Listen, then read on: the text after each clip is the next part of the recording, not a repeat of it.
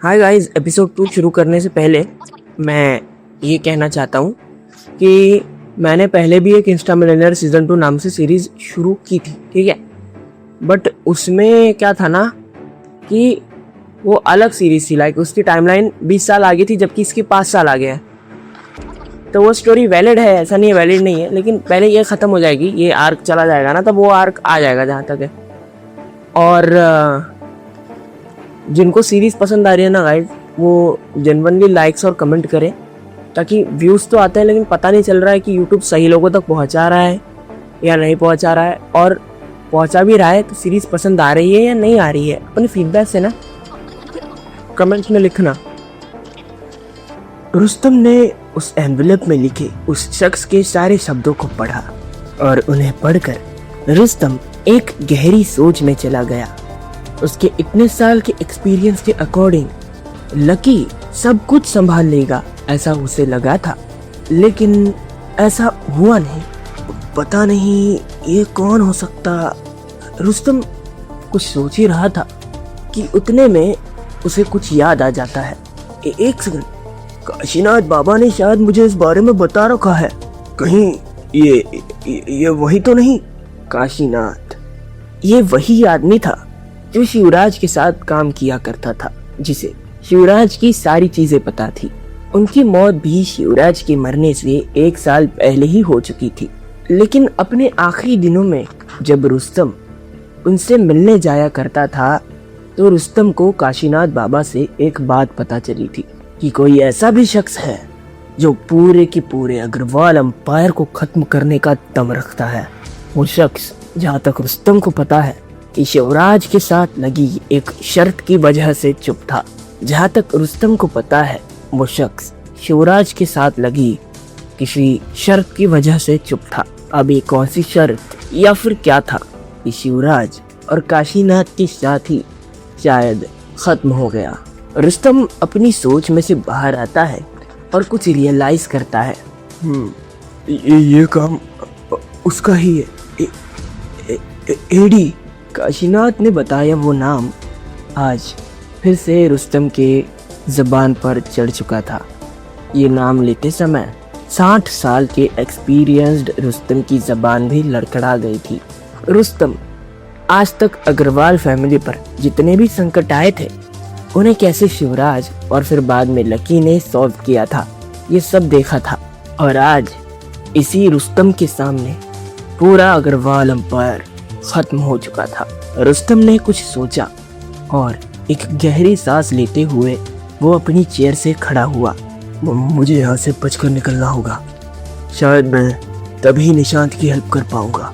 रुस्तम ने इतना सोचा और एक फ़ोन मिलाया।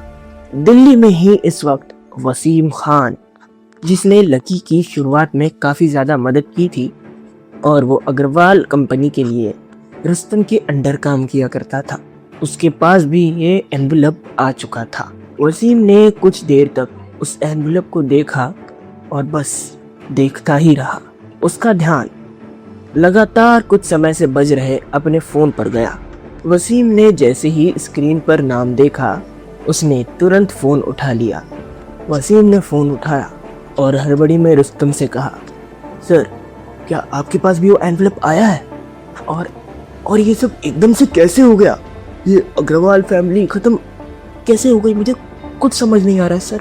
वसीम ने अपने सवालों की बौछार शुरू कर दी। Wasim, listen to me carefully. अभी हमारे पास इन सब चीज़ों का टाइम नहीं है। तुम मुझसे जल्द से जल्द मिलो। शायद हम फ़ोन पर भी आगे की बात कंटिन्यू नहीं कर पाएंगे। रुस्तम ने इतना कहा और फ़ोन काट दिया। आधे घंटे बाद रुस्तम और वसीम रुस्तम के कैबिन में बैठे हुए थे। सर, तो अब हमें क्या करना चाहिए? वसीम ने कहा, अब हमें ये देश छोड़ना होगा। रुस्तम ने एक गहरी सांस ली और फिर वसीम से कहा, किसी को पता लगने से पहले हमें जल्द से जल्द निकलना होगा। कुछ समय बाद रुस्तम और वसीम अपने कॉन्टैक्ट के इस्तेमाल से जैसे तैसे अपने लिए एक कार और एक फ़्लाइट प्राइवेट तरीके से अरेंज करते हैं। रुस्तम अपने कैबिन के बाहर फुल सिक्योरिटी को बुला लेता है और अपनी उस आलीशान कांच की बिल्डिंग से वसीम के साथ नीचे उतरता है। वो लोग इतनी सारी सिक्योरिटी अगर अपने साथ ले जाएंगे तो किसी को भी उन पर शक होगा, इसीलिए वो सिर्फ अपने खास आदमी के साथ कार में बैठते हैं, जो कि विराज था। विराज रायचंद, वही विराज रायचंद जिसने राधिका जब शहनाज बन गई थी तब उसका फ़ायदा उठाने की कोशिश की थी।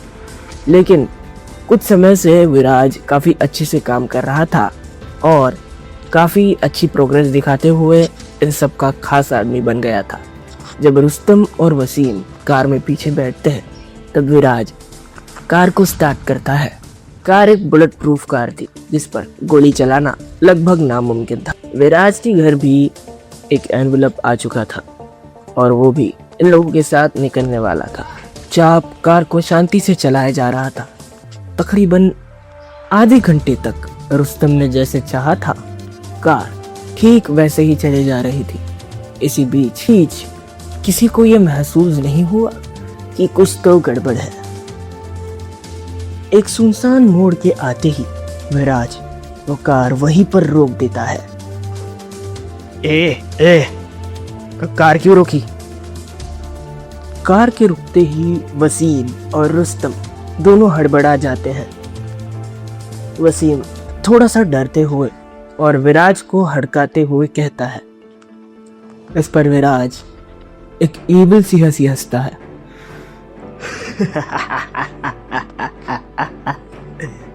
ओह रुस्तम, डांगी और वसीम, कैसे डर रहे हो तुम दोनों?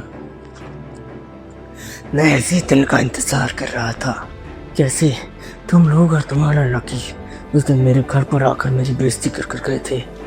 मेरी शहनाज को भी उस लकी ने छीन लिया ना कहते हुए विराज कार के शीशे नीचे करता है। इससे पहले कि रुस्तम और वसीम कुछ समझ पाते, एक गोली तूफान की स्पीड के साथ दोनों के सर को बारी बारी से आर पार कर जाती है।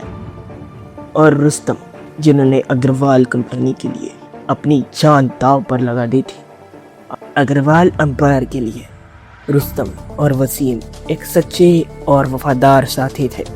रुस्तम और वसीम के मरते ही विराज एक गहरी सांस लेता है और खुश होते हुए कार के शीशे ऊपर करने के लिए जैसे ही बटन को प्रेस करने वाला होता है कि एक गोली ठीक उसके भी सर को उड़ा देती है। एक अज्ञात जगह पर दो लोग एक दूसरे के सामने बैठकर एक दूसरे से बात कर रहे थे। आपने उन लोगों को अभी क्यों मारा, जबकि उनके 6 घंटे पूरे भी नहीं हुए थे? और उस विराज ने तो हमारी मदद भी की थी। बेटा, मैं कोई शिवराज नहीं हूं जो सिर्फ वक्त का पक्का हो। मैं ज़बान का पक्का हूं, क्योंकि मुझे पता है वक्त कभी किसी का नहीं होता। बिहार, पटना शहर। पृथ्वीराज मेहरा के मेंशन में इस वक्त मातम का माहौल था। पृथ्वीराज काफी बूढ़े हो चुके थे, लेकिन उनका वो रौब अभी भी वैसा ही था।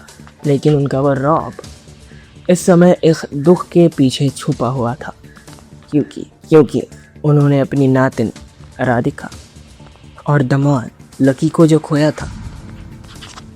इस समय दर्शन जरीवाला, जब उन्होंने तो अपनी दोनों बेटियों और दामादों को खोया था। जयपुर का सबसे बड़ा बिजनेसमैन दर्शन जरीवाल और वर्ल्ड की अंडरग्राउंड जानी मानी हस्ती पृथ्वीराज मेहरा इस वक्त दोनों ही हारे हुए महसूस कर रहे थे।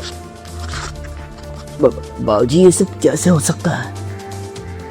जयंत ने इस वक्त जैसे तैसे हिम्मत जताते हुए पृथ्वीराज से बात करने की कोशिश की।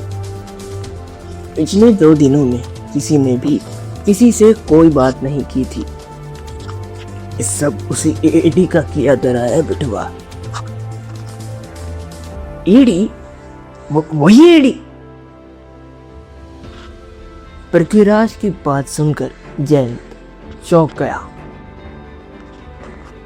हाँ, वही एड़ी, पृथ्वीराज ने अपनी दोनों मुट्ठियां भींचते हुए कहा।